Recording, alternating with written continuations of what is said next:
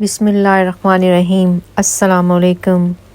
Today we will talk about dental plaque. If you don't brush properly after meals, plaque begins to form and build up on your teeth.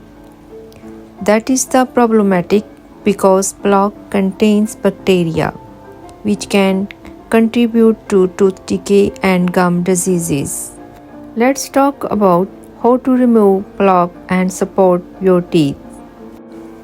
To try the best natural remedy for dental plaque, take 1/4 of a teaspoon of baking soda and dissolve it in a half a cup of water completely, and then add a fourth of a teaspoon of hydrogen peroxide 3%.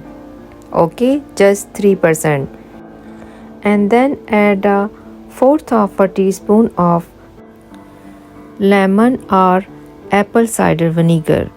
Then mix it properly completely.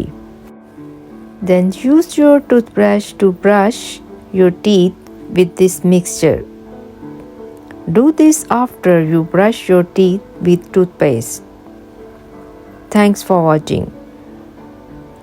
If you do like my video, please like it, share it, and subscribe. Thanks.